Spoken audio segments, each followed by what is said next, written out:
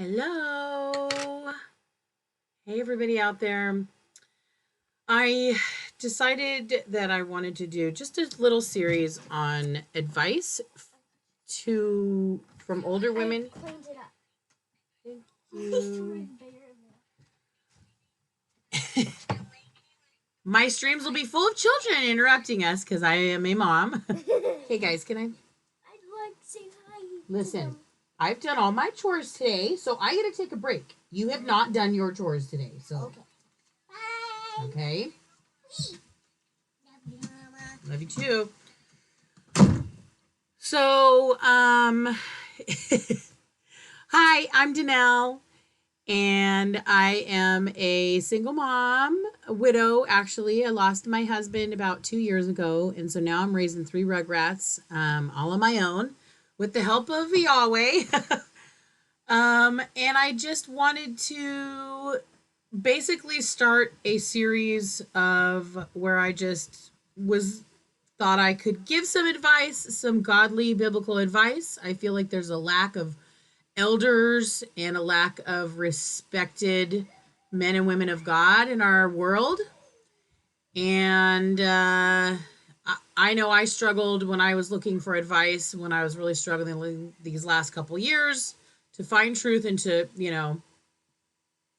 I was just looking for truth in a lot of different areas and struggled to find respectable men and women of God, even people that I thought that I had respected and looked up to. And, the last couple years, I mean, granted, it's been tough on a lot of people, but despite that, I've seen a lot of good men and women fall unto temptation and sin and destroy their whole lives the last couple years. And I just decided it's time to step up and do it myself. So I don't always give advice people like to hear, but I do always try to keep my advice biblically based and from a standpoint of what do the scriptures say about these subjects and what's God's true heart.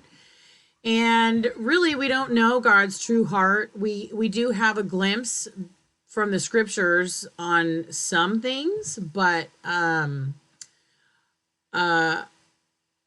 found the more that I get to know God, the less I seem to understand him. My opinion of God is very high, and I know his ways are so far above ours. And so I always preface any advice with, this is your life is your choice between, you answer to God based on your own life and the choices you've made. So I can give you godly advice, but, as I tell my kids, I can only tell you the right way to go. And if you choose to go an alternate route, then there will be consequences because that's how life works. You sow in good things into your garden, you sow in good seeds of, fruitful plants, then you're going to have an abundance of, good food to eat. But if you sow weed, if you don't maintain it and you let the weeds and just whatever is easy grow up, then you're going to end up with pretty much unedible weeds choking out any of the good healthy foods that you could have, possibly had growing in your garden. So that's why it's important, these things are important. Our spiritual health is highly important. I believe that spiritual and emotional health is actually essential to good body health, and that if you are struggling with something emotionally or spiritually, then it can manifest itself in a physical way. And it's important for us to listen to our bodies and not go the drug route of the pharmaceutical companies and just masking the symptoms, but to actually seek the Lord on the root cause of these sicknesses, ailments, illnesses, and truly seek for better health. My big struggle with my health is that I have this crazy corn allergy. And my corn allergy pretty much wants me to eat nothing but spray-free organic vegetables that I've either bought from a spray-free farm or grown myself, knowing that they're spray-free. Um, and that's because of all the additives in the sprays that they use. A lot of them have corny ingredients. Corn is just a subsidized it's a subsidized crop in the US, and so it's super cheap. And so they take this food into the lab and they make it, they split it apart and extract different attributes from it, such as citric acid is one of the things that they is derived from corn. And you'd never know it, even by the name. It sounds like something that comes from a lemon or something, but and you can get citric acid from other sources, but the cheapest way is derived from corn. So, you have to do a lot of research if you're, buying anything from the store. So, because of that, if I eat anything processed, anything, I have allergy reactions, which, it's just a lot. It's a lot to do everything from scratch, to try to do your bread from scratch, all your sauces from scratch, all your pastas. I mean, think about trying to get everything single ingredient. So like your flour, your salt, and I'd have to test each brand before I could add it into my safe foods. It was crazy. I was down to like 420 calories when I was very first starting on my corn free, trying to remove corn from my diet, but because it's crazy, it's really in everything. But anyways, that's part of just listening to my body, because the doctors wanted to give me, because I would get this face rash. And for 10 years, I was trying to go to the doctor to find what I was allergic to. And they just wanted to give me a steroid treatment, steroid cream for my face, not telling me that it will darken and can permanently darken your skin. And I'm glad I didn't use it, like, because I just didn't like to use the drugs. But, and I had to like demand an allergy test, which still didn't turn up telling me what I was allergic to. But that's just how the doctors are. They're going to give you the solution. Oh, you have a face rash. Here's a steroid cream.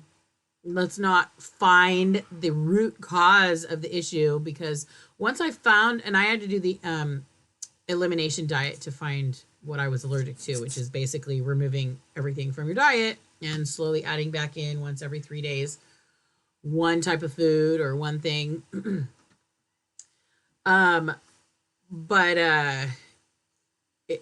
it's been, or once I finally was able to remove the corn for the most part, it was amazing how many other allergic reactions I was having and symptoms that I didn't even realize were symptoms. I had skin problems, like my elbows were rough, and like as soon as I got corn away, my skin just cleared up and was soft again. I just thought I had dry, crusty skin, but it was an allergy. Which is why I don't wear makeup, because all of the makeup stuff has really terrible stuff, and my face is actually highly sensitive to the corn. So I don't hardly wear makeup. I had to start making all of my own soaps, shampoo, and conditioner. Although I am using Redken right now, which I can't believe I'm not having a reaction to, but I got a little behind in making all my soap, so I was just using the store-bought Redken. Most of it's terrible on my hair and causes like terrible dandruff just because my skin's reacting. But so anyways, and that's not very hard. And in fact, in our homeschool group, we did a soap making class. And if any of you are interested in making your own soap, it's super easy.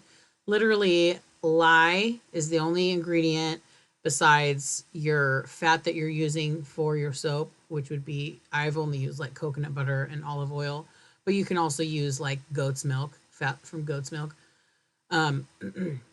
But very easy to make, and literally pennies on the dollar, and you can make it yourself, something that doesn't have all the chemicals, and it doesn't have the chemicals, and you can make it organic for a lot cheaper than you can buy from the store. And I usually make my soap like once or twice a year, depending on how many batches I make.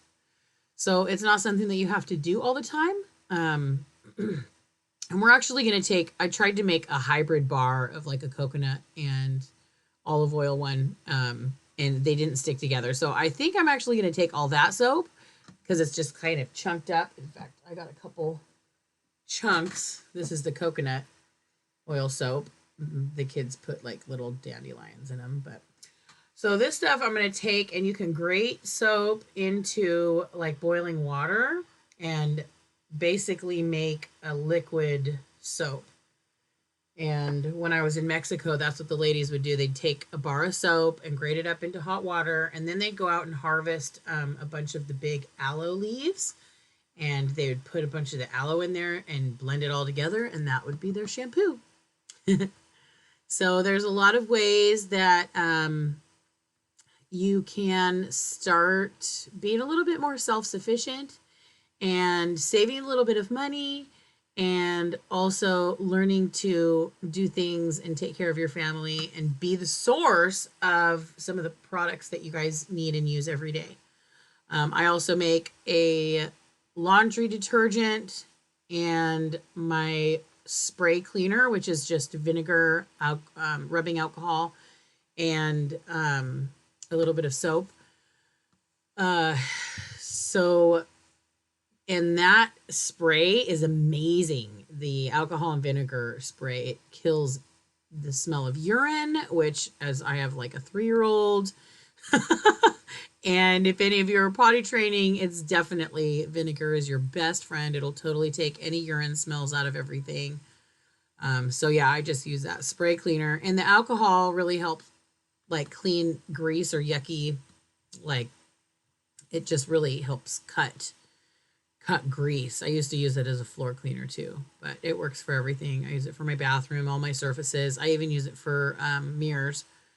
So yeah, if any of you guys are interested in any of those things and kind of learning how to do them, I have a very old school and traditional view on relationships, and I really respect a marriage relationship. I have a very traditional monogamous view on relationships, and I feel like marriage is the highest, like it's the highest level of relationships, or I guess what am I trying to say? It's the union that has my highest respect. I feel like committing your life to a person is a precious thing. You know, making somebody your family, choosing someone to be your family is a beautiful and precious thing. And I believe that we as one of those people in the relationship should basically honor it with all of ourselves. Like the word says that to become one. And so to becoming one, it's basically like you're taking this person into yourself. And I think that's why God says when you have sex outside of marriage, you sin against yourself, because you're taking this into yourself. And I think they really don't tell us the truth they haven't told us the truth about anything, about how powerful our words are, how powerful our thoughts are. And I don't think they've told us the truth about how powerful sex is. I mean, there's this whole Illuminati cult that does sex magic. It's a sex cult. And so obviously they know that it is very powerful and it's part of their rituals. But I believe God designed it because they are nothing but impersonators. So they're nothing but just impersonating things or copying, making a counterfeit of what God designed. And God designed the man and woman relationship, marriage relationship, monogamous marriage relationship to be one of the most powerful relationships on this earth. And I believe children need the balance of two parents. Um, and I just believe that that is the best way to raise children. I never wanted to be a single mom because I saw how much of a struggle my friends that were single moms, how much struggle they went through. And I saw how much the kids suffered. And it really broke my heart. And I certainly didn't want my children to suffer like that. And I certainly didn't want to suffer like that. Honey, I'm not doing that right now. Please just finish your chores. So, anyways, life is funny because the most well-laid plans, here I am. A single mom, not by choice, but I also see that my kids are suffering not having their dad around and not having that balance. I mean, I suffer not having him balance me out because he was a very good balance for me. But now we have to rely on the Lord, and that's just what we have to do. God said he is our sufficiency and he's everything that we need. And so if we are lacking, then we just need to ask the Father who gives abundantly. And but as for me, I just encourage any wives out there to love your husband with your full heart, to never speak ill of him, that literally saying, oh, my husband's so lazy, or my husband's such a slob. You're causing him to become that. Like, our words truly have power. And so, it's a struggle for me with my kids when they are literally being wild animals and making a filthy house. It's hard for me not to be like, you guys are being lazy, because all these things are true. But what do I want them to be? I want them to be helpful. So I have to discipline them in a way where I say, you have not listened and you've chosen the wrong choice, but you have to reject that and go in this other direction and be a good helper for the family and be a good team, be a blessing to those around you. And we just, we speak the truth in the word of God into our lives, even if we lack. I've even started with myself trying not to curse myself. Like, I always really struggled with direction and I would get lost a lot. And I would always say, I'm terrible with direction, and I would just get lost. And that was like perpetuated what was happening in my life, to the point now where I want to go adventure out in the woods with my kids and I'm afraid that I'm going to get lost. So I really had to start just reconsidering even the way I was thinking about that and just saying, nope, I struggle, but I also can learn things and how to situate myself, anywhere, and I can find my way home. And so now I've started studying things like the position of the sun and the position of the stars, and then topographically, wherever I'm at in the mountains, to kind of study that and see how many draws. Draws are where the mountains kind of come down and meet, and that's like usually where the water comes down. And so, that's kind of like how you'll have like these draws, these kind of places where the mountains come down and meet. And so when you're going mushroom picking, if you park at the top of one of those draws and just stick to, that draw where the water's could come down, then you could know the whole time that your car is just at the top. And so, and then organization, that's another one of the areas I struggle, but it's a challenge for me, but I also am determined to overcome these challenges. I run 3 businesses and to homeschool my kids. And so being organized is imperative to this job. So although I struggle with it, I will overcome this challenge. And so that's just some of the things I just wanted to share with you guys, because we have so much power in our words and what we think and what we speak. And it starts with our thoughts. So if you guys have thoughts where, you're thinking, oh, I'm terrible at this. I'm horrible at this. I am so afraid of this. Like, it all begins with your thoughts. Now, don't let those thoughts become words. In order to do that, you have to reject them. You have to notice the thought and say no and turn it around. So when I get this thought, oh, I can't do that. I don't know what, I don't know. I'm going to get lost. I can't. Nope. I struggle with this and this is going to be a big challenge, but I'm going to tackle it and I'm going to be victorious in the name of the Lord. So you just turn it around and speak it out. So instead of letting your negative thought become a negative word and speak it out into basically manifesting itself, instead of that, when you have a negative thought, say, nope, I reject that, and speak the opposite of whatever it was, and pray for the Lord's strength, for Yahweh to give you the strength to overcome these things and to be successful. And same thing with your kids. Instead of saying, instead of telling them that they are not doing good, you need to redirect and tell them that this is not the way that we're going to walk and not the way that we're going to live our lives, that we're going to reject that. And you have to teach your kids in this way so that they can reject it. So the spiritual realm is very real, very, very real. I know for a fact, 100%, I would bet my life on it, because I went through some, very dark days in grief after my husband passed away, and I was literally trying to summon his spirit. Like, I was trying to astral project to him. I hired a medium to speak to him, and I was about to have a counselor try to call his spirit. Can I have No, not till after we do our chores, okay? So I definitely was wide open to the spirit realm.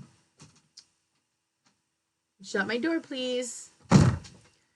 And I guarantee you, as the amount and degree that you're open to the spirit realm, that amount and degree, they will show themselves. They will show themselves to you. So, but I was definitely playing with fire, and it wasn't my husband that was coming through. It was not my husband that was coming through. And, the enemy loves to disguise himself as somebody that we want to talk to. And an angel of light, he loves to disguise himself as that. And that is why the scriptures talk so, so harshly about consorting spirits like that, because you're inviting entities into your dwelling. You're inviting them into your world. And that's very dangerous, I believe. So it's important for kids, and also kids have some crazy thoughts, but they're not all from them. And that's, the enemy puts thoughts into our head. And I had to teach my kids that, there's no shame in the mistakes that we make. It's Yahweh says, as soon as we turn to him, he's right there. And so I've taught my kids that it's literally as soon as you acknowledge that you've done the wrong thing, or you're thinking the wrong thing, or you're going the wrong way, it's just acknowledging that and turning. It's just that action of turning back to the Father, back to his way, and he's right there to help you. And I just saw my kids have a lot of freedom, because kids make a lot of mistakes, and so I think they can have a lot of their own guilt and even about the thoughts that they have. But once I explain to them that, we can actually have good and bad entities speaking into our thoughts. And so that's where we have to take our thoughts captive and always put them under the umbrella of, is this a godly thought? Is this biblically on Yah's way, or is it going the other way? And it was really awesome to see, my kids not, and just see that freedom of forgiveness. We have freedom, full freedom in Christ. And, I made some huge mistakes. Like I had, after Paul died, I had this guy, and I don't even believe in space. I'm wearing my flat earth t-shirt, and I got my flat earth tapestry, and I have all these freaking planets. Look, 2 Saturns, not just one, but 2 Saturns, which is like literally Saturn worship is what's prevailing. I mean, it's all goes back to Lucifer, but I have it on my arm. I have a freaking, practically a Freemason symbol right here. And the guy that did this, I was like in deep grief, and I thought that Paul hadn't like crossed over to the light, and so I was just like, I had this guy tattoo me, which is a terrible idea. If there's any widows out there, please give yourself 2 years or more before doing anything permanent because you are not okay in the head the first year. But yeah, and the guy that did it, he was a Native American what is it? Shapeshifter. And he tattooed a bunch of stuff that I'm totally against all over myself. Like, I didn't realize it at the time, but these are, the propaganda, the ball.